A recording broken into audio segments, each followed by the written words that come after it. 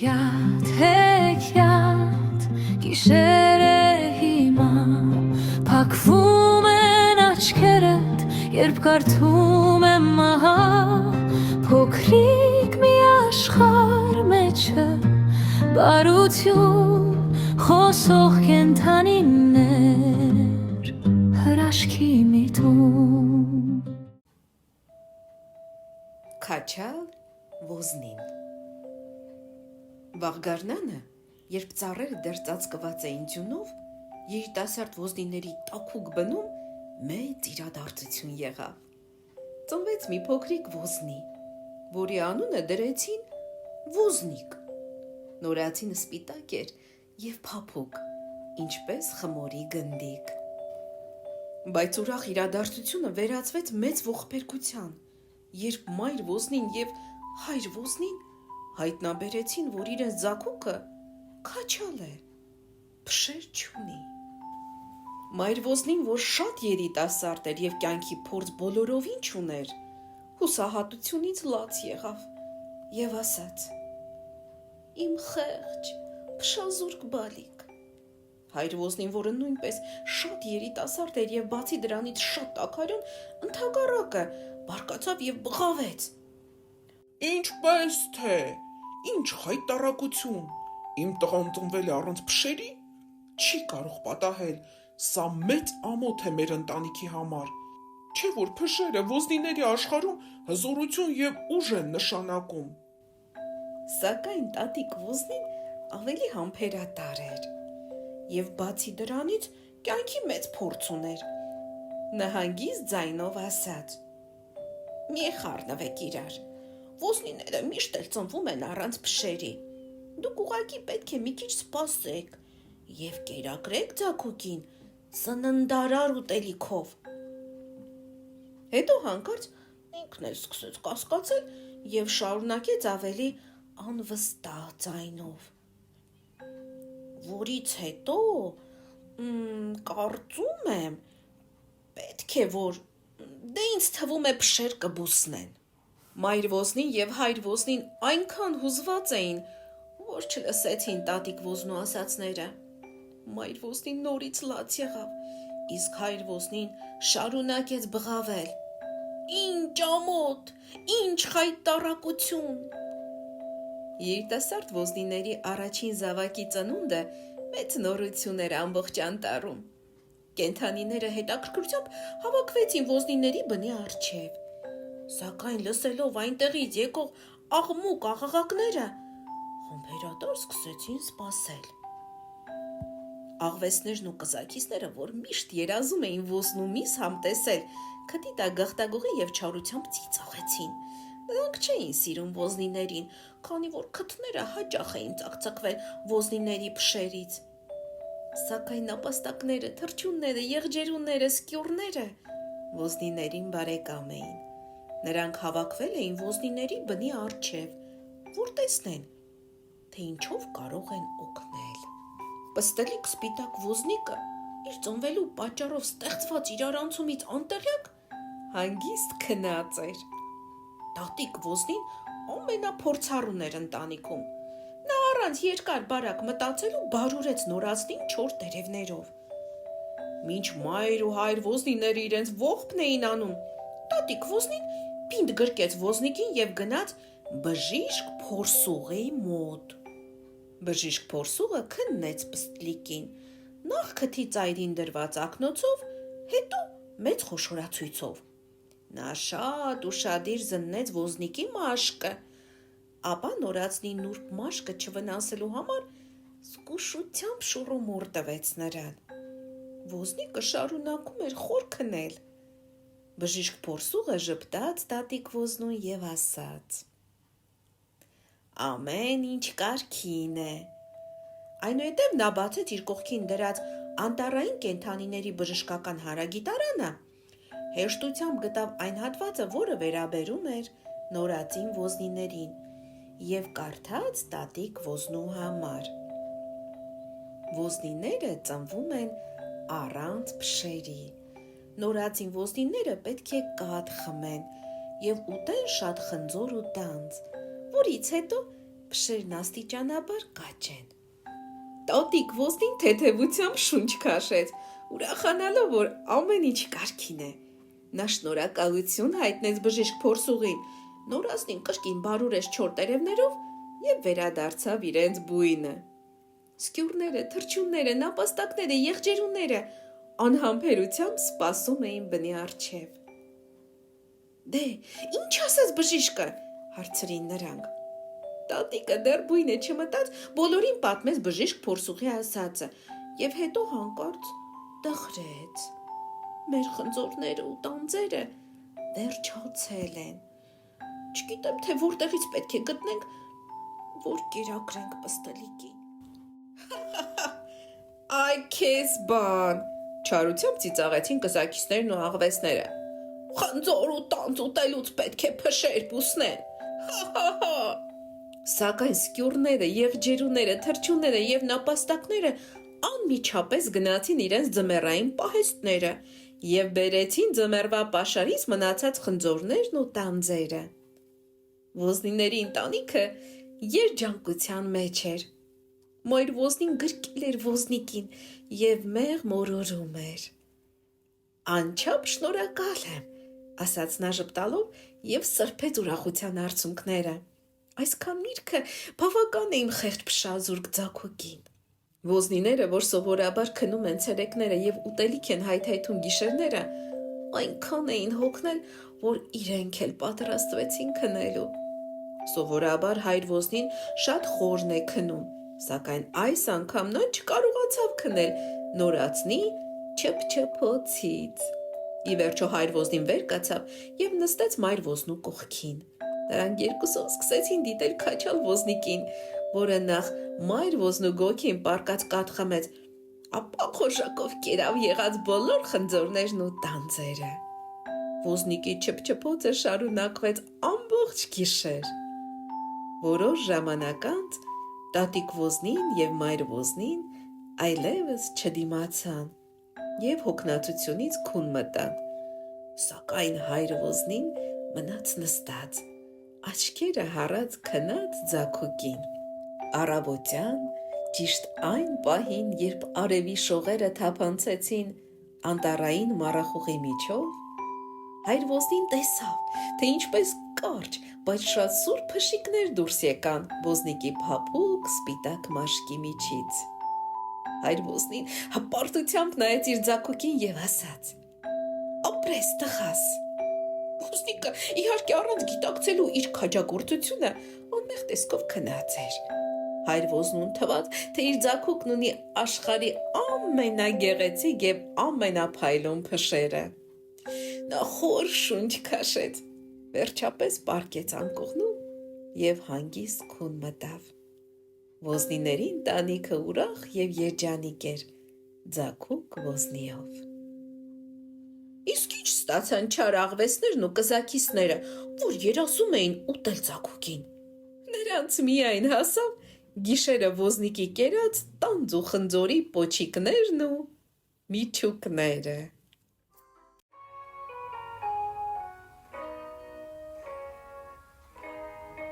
Թզուկ մզուկը։ Կար մի թզուկ, անունը Մզուկ։ Նա միայնակ ապրում էր անտառում, ոչ ընտանիք ուներ, ոչ ընկերներ։ Մզուկը ոչ մի լուրջ գործով չէր զբաղվում, եւ քանի որ անելիք չուներ, ժամանակ առ ժամանակ կախարդություններ էր անում։ Մզուկի ամենասիրած կախարդությունը անհետացնելն էր։ Երբ թռչունները ուզում էին հատապտուղներ ուտել, նա անհետացնում էր բոլոր հատապտուղները։ Երբ երեխաները գալիս էին անտառ սունկ ու ծաղիկներ հավաքելու, մզուկը թաքցնում էր բոլոր սունկերն ու ծաղիկները։ Անցավ որոշ ժամանակ, եւ մզուկին թվաց, թե ինքն անտառի մեջ ամենահզորն է եւ իր կախարդություններով կարող է բոլորին հնազանդեցնել, մինչեւ անգամ թագավոր Զիլքային։ Մզուկը երբեք չէր հանդիպել թագավորին, բայց չգիտես ինչու համոզված էր, որ աշխարհի բոլոր թագավորները չար են։ Նա ապրում էր պալատում անտառից ոչ շատ հեռու, փոքրիկ թոռնիկ Նուշիկի հետ։ Արքայադուստր Նուշիկը բոլորովին մեծամիտ չէր։ Նա սիրում էր զրուցել պալատի խոհարարի, դեղագործի դերձակի այգեպանի հետ և նրանցից շատ բաներ սովորում։ Երբ արքայադուստր Նուշիկը դարձավ 8 տարեկան, նա արդեն կարողանում էր համեղ կարկանդակ թխել, բարձերի վրա ձեռագործել,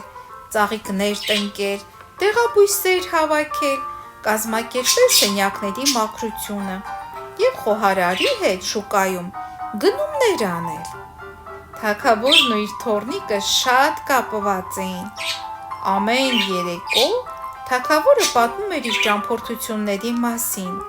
իսկ Նուշիկը պատմում էր պապիկին պալատում լսածը կամ սովորածը։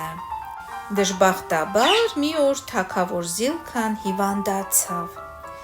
Նա իր մոտ կանչեց նախարարներ Վարոսին և Գարոսին և ասաց. «Ես հիվանդ եմ, սակայն լսել եմ, որ անտառում աճում է աստրագալուս դեղաբույսը, որը կարող է ինձ բուժել։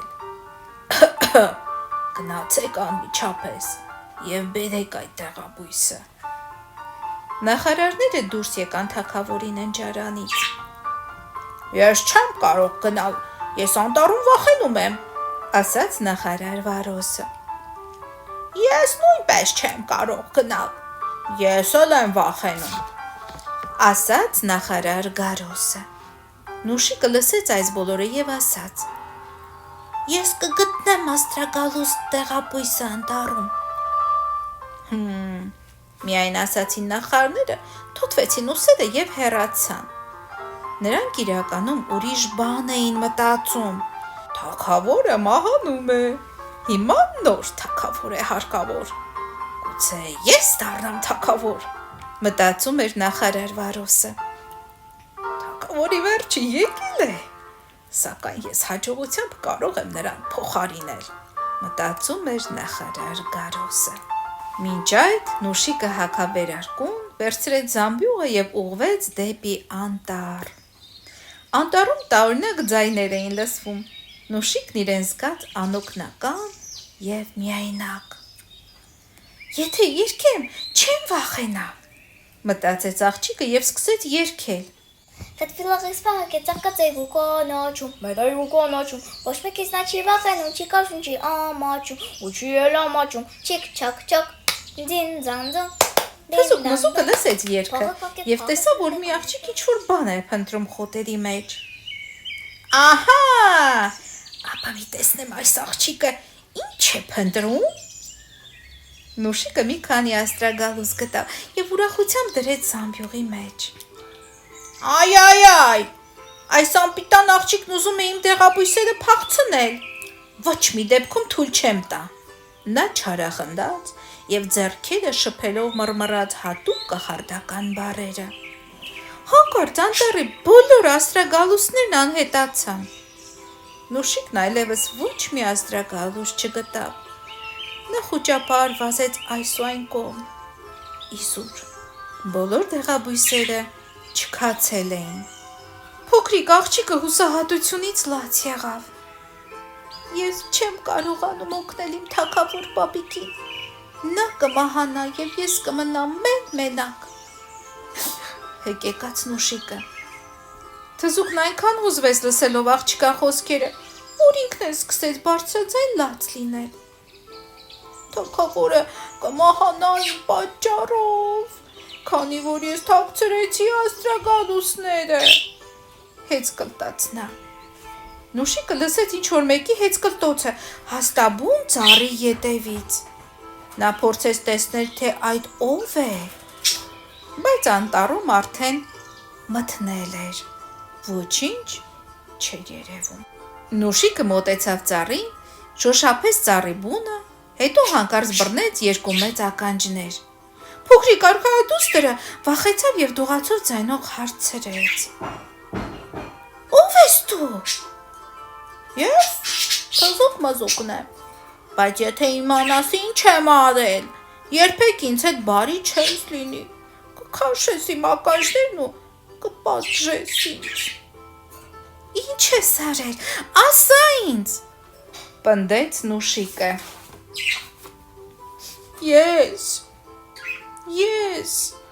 Ես թաքցրել եմ բոլոր աստրագալուսները, կմկմաց թզուկը։ Ինչ, միթե դու ժլատու չար թզուկ ես։ Կարծես թե դա շատ վատ է, ամոթ քեզ թզուկ մզուկ։ Իսկ այդ ինչ է, որ շատ վատ է։ Շատ վատ է, որ դու ժլատ ես, շատ վատ է, որ դու բարի չես, շատ վատ է, որ դու չես թողնում, որ ես անտառում գտնեմ աստրագալուսներ։ Բայց ախր ինչ անեմ, իմ չարություն ինքն իրեն է ստացվում։ Լիալուսնի շողերը սողոսկեցին ծառերի խիտ ճյուղերից, և Նուշիկը կարողացավ տեսնել մզուկին։ Թզուկը հոնքերի տակից նայեց աղջկան և դադարեց լաց լինել։ Դու նման չես չար թզուկի, ասաց Նուշիկը։ Նման չեմ։ Դու կարծես բարի թզուկ ես, ասաց Նուշիկը։ Բարի եմ։ Միայն թե չեմ հասկանում, թե ինչու ես չարություն անում։ Նուշիկը մտածում էր, թե ինչպես համոզի թզուկին հետ բերել աստրագալուսները։ Թե ինչու եմ չարություն անում, չգիտեմ։ Իսկ դու գիտես։ Թող մտածեմ, ասաց Նուշիկը։ Ես կարծում եմ, որ բոլոր թզուկներ իրենց կրծքին ունեն երկու դռնակ։ Ինչ։ Վախեցած բղավեց թզուկը։ Հահա, մի դռնակում բարի սիրտ կա, շարունակեց աղջիկը, իսկ մյուս դռնակի հետևում չար սիրտ։ Թզուկն արձակեց բաճկոնի կոճակները և տեսավ, որ իսկապես իր կրծքին երկու դռնակ կա, մեկի վրա գրված է բարի, իսկ մյուսի վրա չար։ Նուշիկը կամացուկ բացեց դռնակը, որի վրա գրված էր չար։ Նա վերցրեց թզուկի չար սիրտը ու նետեց մոտակա առվակի մեջ։ Սիրտը հենց ընկավ ջրի մեջ, դարձավ գլաքար։ Հիմա այլևս դու չարություններ չես անի մզուկ, ասաց Նուշիկը և փակեց դռնակը, որի վրա գրված էր չար։ Դռնակն անմիջապես անհետացավ։ Հենց այդ պահին շշուկ լսվեց անտառում։ Լուսնի լույսի տակ Նուշիկը տեսավ, թե ինչպես չորս կողմում հայտնվեցին հատապտուղներ, ծաղիկներ, սունկեր, ուրց և անանուխ, երիցուկ և աստրագալուս։ Մզուկ, ասաց նա, օգնիր ինձ։ Եվ նրանք շտապ զամբյուղի մեջ լցրեցին թագավորին բուժող հազվագյուտ աստրագալուսները։ Սիրելի մզուկ, շնորհակալ եմ, ասաց Նուշիկը։ Ես պետք է շտապեմ պալատ, պապիկիս փրկելու։ Մզուկը տխրեց, որ Նուշիկը հեռանում է, բայց ոչինչ չասաց։ Մտքում սակայն որոշեց սուսուփուս հետևել աղջկան։ Նուշիկը պալատ հասնելուն պես աստրագալուսի թեյ պատրաստեց։ Անհրաժեշտ էր, որ թագավորն անմիջապես խմի բուժիչ թեյը, որ առողջանա։ Նուշիկը պալատի երկար միջանցքներով շտապեց դեպի պապիկի ննջարան, որտեղից որտեղ հայտնվեցին նախարարներ Վարոսը և Գարոսը։ Ես քեզ թույլ չեմ տա, որ այդ թեյը տանես թագավորին, ասաց նախարար Վարոսը։ Ապա անմիջապես տուր ինձ այդ բաժակը, ասաց նախարար Գարոսը։ Արքայադուստր Նուշիկը նոր միայն հասկացավ, որ նախարարները բոլորովին չեն ուզում, որ իր պապիկն ապաքինվի և երազում են, որ իրենք կառավարեն պալատը և ամբողջ երկիրը։ Նուշիկն անսպասելիությունից անշարժացավ, իսկ Վարոսն ու Գարոսը փորձեցին նրա ձեռքից խլել բուժիչ թեյը։ Նուշիկը շատ զարմացավ, երբ լսեց թզուկ-մզուկի փսփսոցը ճիշտ իր ականջի մոտ։ Կարելի է վերջին անգամ անհետանալու կախարդությունն անեմ։ Այո, միայն թե արագ, խնդրում եմ։ Մզուկը մրմնջաց հատուկ կախարդական բառերը։ Վարոսն ու Գարոսը քմծի ծաղով մի կողմ հրեցին թզուկին։ Թզուկ մզուկի կախարդանքից հետո երկու նախարարները միաժամանակ ուռեցին եւ դարձան կլոր փուչիկներ։ Հետո մեկ էլ բում այթեցին ու անհետացան։ Նուշիկը թեթևացած շունչ քաշեց եւ բուժիչ թեյի բաժակը ձեռքին մտավ թագավոր Զիլքայի ննջարան։ Փոքրիկ արքայադուստրը խմեցրեց թեյին իր պապիկին։ Այնուհետև նա նստեց մահճակալի կողքին եւ սկսեց սպասել։ Թզուկը մտահոգ նստեց նրա կողքին։ Արդյոք թագավորը կապակին, մտածում էր նա ամբողջ գիշեր։ Առավոտյան լսվեց թագավոր Զիլքայի ձայնը. Նուշիկ, իմ անուշիկ թոռնիկ, ինչպես դու ինձ բուժեցիր։ Թզուկ մզուկն ինձ օգնեց, պապիկ, ասաց աղջիկը ժպտալու։ Հիմա նա իմ ընկերն է։ Մզուկն այնչափ ուրախ էր, որ Նուշիկն իրեն ընկեր կոչեց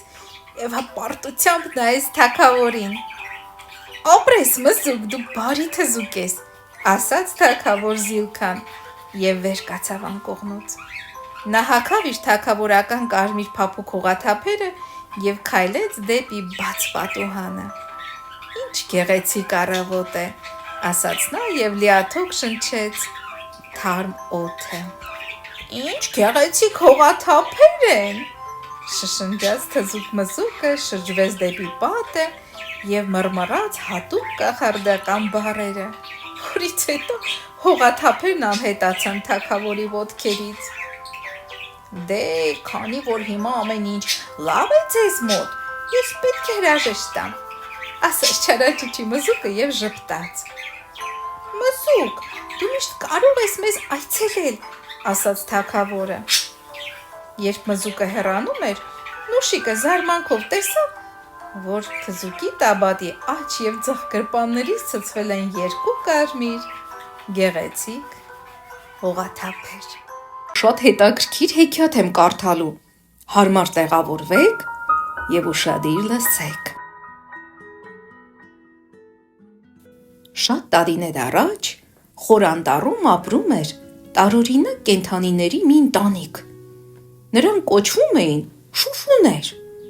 Զարմանում եք, չէ՞ որ չեք լսել այդ կենդանիների մասին։ Քիչ հետո կհասկանաք, թե ինչու։ Հայրիկ Շուշուի անունն էր պարոն Բոկ-Բոկ, մայրիկ Շուշուի անունն էր տիկին Բոկ-Բոկ։ Նրանք ունեին մի փոքրիկ տղա, որի անունն էր Սոսո Բոկ-Բոկ։ Հայրիկ եւ մայրիկ Բոկ-Բոկները մեծ շուշուներ էին, նրանք ունեին հսկա մարմիններ, կոր ճանկեր, սպիտակ սուր ատամներ, երկարավուն մռութներ, որոնց ծայրերին կային երկու փոքրիկ քթանցքներ։ Եթե ավելացնենք դրան պարանի նման երկար լեզուն, փոքրիկ ականջները եւ մազոտ զորավոր պոչը, կունենանք Շուշուի պատկեր։ Սոսո Բոկ-Բոկը 1 տարեկան էր։ Նա փոքրիկ էր եւ փոփուկ։ Սիրում էր թավալ տալ եղևնու փշերով ծածկված խոտերի վրա եւ շատ հպարտ էր իր մազմզոտ պոչով եւ կեռ ճանկերով ու իհարկե իր սպիտակ սուր ատամներով։ Մի սովորական առավոտ Սոսո Բոկ-Բոկը արթնացավ եւ ասաց. «Մայրիկ, հայրիկ, ես շատ քաղցած եմ»։ Շատ լավ, իմ բալիկ, ասաց մայրիկ Բոկ-Բոկը։ Գնանք անտառի խորքը եւ անուշ հատապտուղներ, խրթխրթան արմատներ եւ թարմ ճյուղեր ուտենք։ Դե, հայրիկ Բոկ-Բոկ եւ Սոսո, պատրաստվեք, որ դուրս գանք։ Սպասեք, սպասեք։ Միթե այսօր բժիշկ Փորսուղի դասախոսության օրը չէ։ Նա խոսելու է առողջության մասին, ասաց հայրիկ Բոկ-Բոկը։ Այո, ճիշտ որ, ասաց մայրիկ Բոկ-Բոկը։ Պետք է նախ գնանք բժշկի դասախոսությանը, հետո մտածենք նախաճաշի մասին։ Տեսնես ինչի մասին է նա խոսելու այսօր։ Ատամների մասին, ասաց հայրիկ Բոկ-Բոկը։ Ահա, ծիծաղեց մայրիկ Բոկ-Բոկը։ Այդ նա է մեզ սովորեցնելու, թե ինչպես խնամել ատամները։ Մենք իհարկե դրա կարիքը չունենք։ Մեր ատամները ուժեղ են եւ սուր։ Պարզվում է, որ անտառի բոլոր շուշուներն այդ օրը մտածեցին ճիշտ նույն բանը եւ նրանցից ոչ մեկը չգնաց առողջ ատամների մասին բժիշկ փորձուղի դասախոսությանը։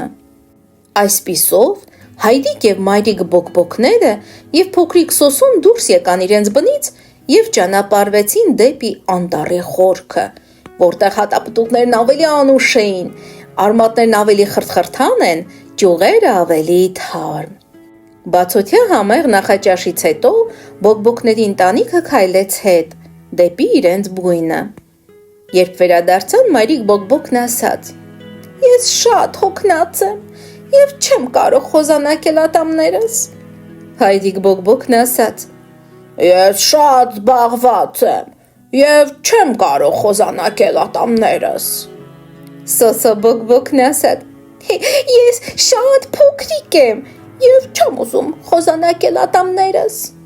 Այս ասելուց հետո նրանք երեքն էլ եղևնու փշերով ծածկված իրենց հարմար ու տաքուկ անկյուններում քուն մտան հանգստանալու։ Եվ այսպես շարունակ նույնը կրկնվում էր ամեն անգամ իրենց շքեղ նախաճաշից հետո։ Շուշուները ծուլանում էին խոզանակել իրենց ատամները նախաճաշից հետո եւ գիշերը քնելուց առաջ։ Չնայած բժիշկ փորձուղը միշտ պնդում էր. «Խոզանակեք ձեր ատամները, թե չէ դրանք կփչանան»։ Եվ հենց այդպես էլ եղավ։ Ոչ, կասեք հիմա դուք, մենք վատ բան չենք ուզում լսել, չէ՞ որ հեքիաթը միշտ պետք է ունենա ուրախ ավարտ։ Ավաղ այս անգամ ավարտն ուրախ չի լինելու։ Ահա թե ինչու բալիկներս։ Մի օր Հայրիկ բոկբոկը, Մայրիկ բոկբոկը եւ Սոսո բոկբոկը արթնացան սարսափելի ատամնացավից։ Նայեցին հայլու մեջ եւ տեսան, որ իրենց ատամներն այլևս սպիտակ չեն, այլևս սուր չեն, այլևս առողջ չեն։ Իրենց սպիտակ, սուր եւ առողջ ատամները դարձել են գորշ եւ փչացած։ Ախ, լաց եղավ Սոսո բոկբոկը։ Վայ, լաց եղավ մամա բոկբոկը։ Այս ինչ խայտառակություն է, բղավեց Հայրիկ բոկբոկը։ Անմիջապես գնանք բժիշկ փորձուղի մոտ։ Առավոտ շուտ նրանք շտապ ճանապարհվեցին դեպի բժիշկ փորձուղի բժշկարանը եւ կանգնեցին փակ դռան առջեւ, սպասելով մինչեւ բժիշկը բացի դուռը։ Բայց գիտեք թե ինչ պատահեց։ Մի քանի րոպե հետո շուշուների մի ուրիշ ընտանիք մոտեցավ, ապա շուշուների մի մեծ խումբ, եւ ի վերջո եկան անտառի բոլոր շուշուները։ Այնպես որ քիչ հետո անտառային բժշկարանի առջև գոյացավ շուշուների երկար հերթ։ Պարզվում է, որ անտառի բոլոր շուշուների ատամները փչացել էին։ Ինչ է նշանակում տնքացող եւ լացակումած շուշուների այս երկար հերթը։ Զարմացավ բժիշկ փորձուղը պատուհանից դուրս նայելով։ Հետաքրքիր է, թե ինչ է պատահել։ Եվ իսկապես բոլոր շուշուները լալիս էին։ Բժիշկը բացեց բժշկարանի դռնակը։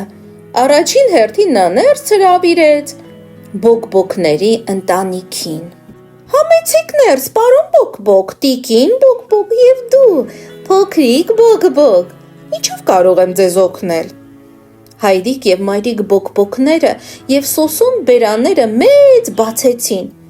Բժիշկ փորձուղը տեսավ, որ նրանց ատամներն այլևս սպիտակ չեն, նրանց ատամներն այլևս սուր չեն, նրանց ատամներն այլևս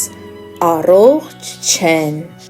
Մեծ արցունքներ հայտնվեցին բոկբոկների աչքերում։ Հիմա ինչ անենք։ Դժբախտաբար արդեն անհնար է բուժել ձեր ատամները։ Նրանք գորշ են եւ փչացած, ասաց բժիշկ փորձուղը։ Ես պետք է հեռացնեմ ձեր փչացած ատամները, այսինքն բոլոր ատամները։ Ինչպես թե, հապա ինչպես ենք ուտելու, հապա ինչպես ենք ծամելու, հապա մեր համեղ հատապտուղները, արմատները, մատղաշճուղերը, հարցրին բոկբոկները խուճապահար։ Բժիշկ փորձուղը ստիպված էր նրանց բացատրել ամբողջ ճշմարտությունը։ Խեղճ շուշուներ, ախր դուք ինչու չէիք խոզանակում ձեր ատամները։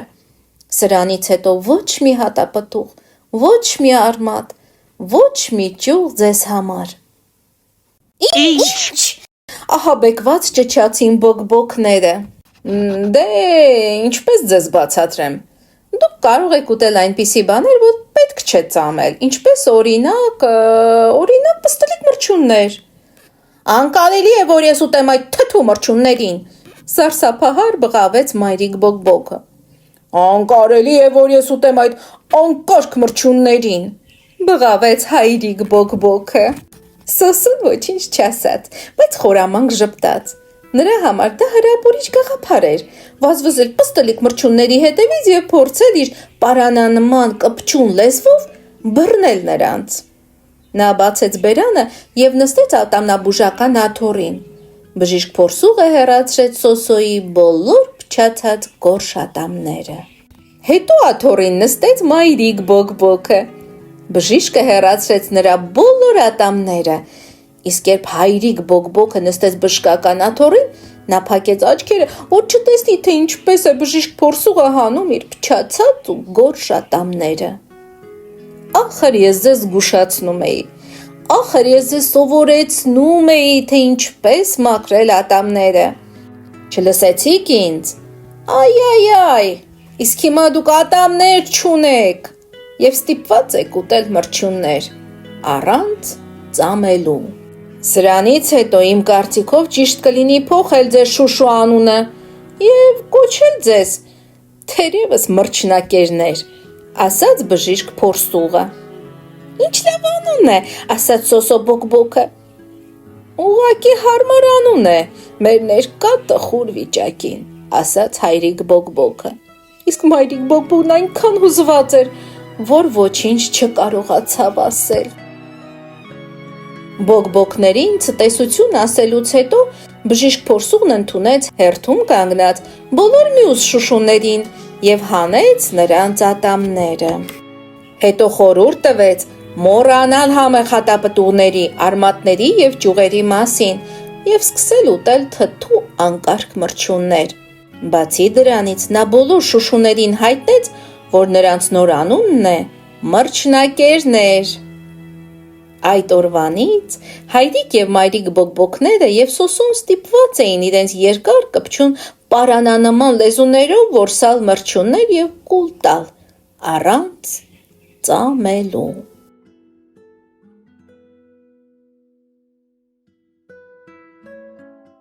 Նռան հատիկներ։ Շատ հեռու մի երկրում, որտեղ հասնելու համար պետք էր երկար ճամփորդել, թագավորում էր Արամ արքան։ Չնայած արքան ապրում էր այդքան հեռու,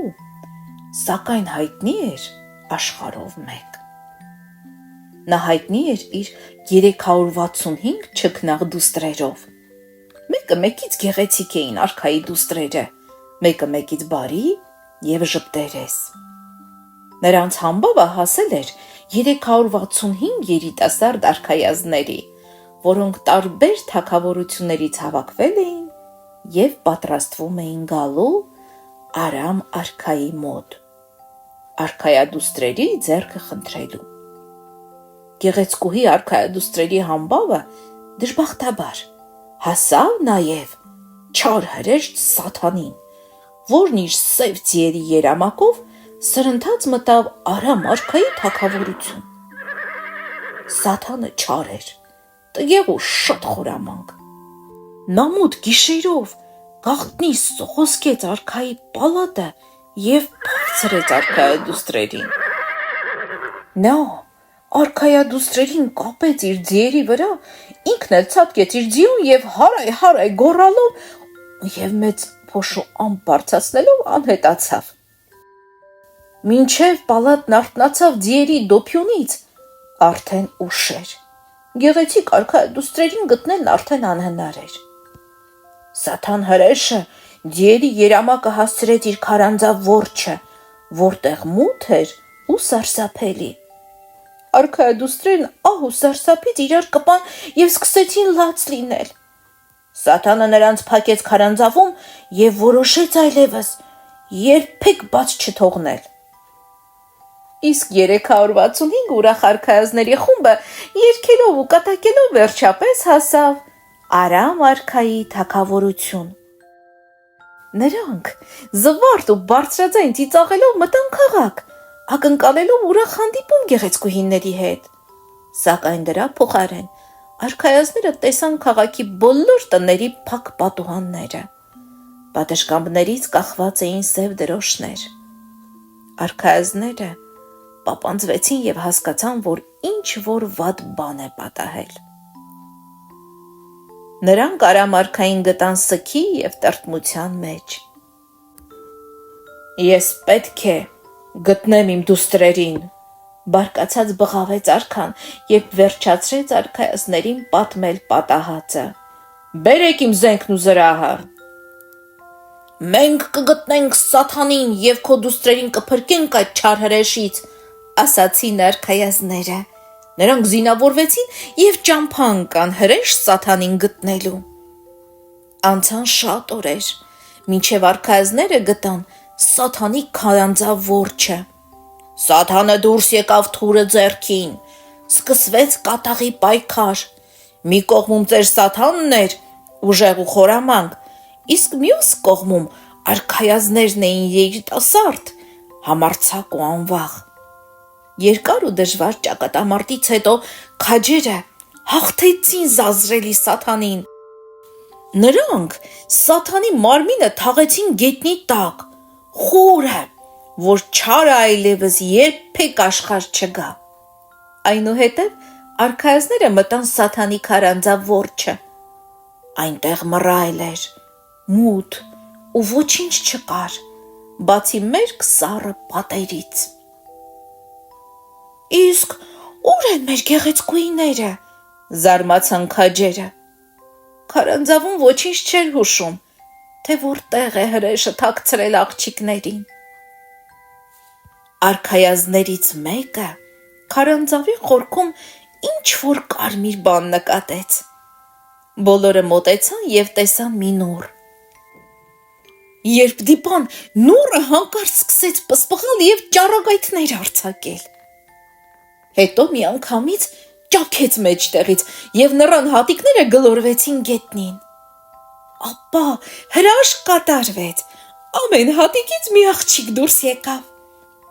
Արքայազները զարմանքից հետ գնացին, բայց մի ակնթարթ հետո հասկացան, որ չքնաղ ժպտերես եւ բարի արքայադուստրերն են, որոնց Սաթանը դարձրել էր նռան հատիկներ։ Նրանք գրկեցին արքայադուստրերին, նստեցրին իրենց ձիերին եւ սուրացին Արամ արքային ուրախացնելու։ Արքան երբ հեռվից տեսավ դեպի քաղաք սուրացող արքայազներին իր դուստրերի հետ, այնքան ուրախացավ, որ հրամայեց անմիջապես հարսանիքների պատրաստություն տեսնել։ Քաղաքի տների պատուհանները բացվեցին։ Սև դրոշների փոխարեն պատշգամբներից գունավոր գորգեր կախվեցին։ Քաղաքի բնակչությունը հավաքվեց քաջերին դիմավորելու երաժշտությամբ, ծաղկեպսակներով եւ կանաչ ճյուղերով։ Արամ արքայի թագավորությունում 365 արքայադուստրերն ամուսնացան 365 քաջ արքայազների հետ։ Հարսանիքները տևեցին 365 օր ու գիշեր, այսինքն մի ամբողջ տարի։ Արքայի ուրախությանը չափ ու սահման չկար։ Այդ օրվանից ասում են, նռների մեջ միշտ 365 հատիկ է լինում։ Չեք հավատում, հաշվեք եւ համոզվեք։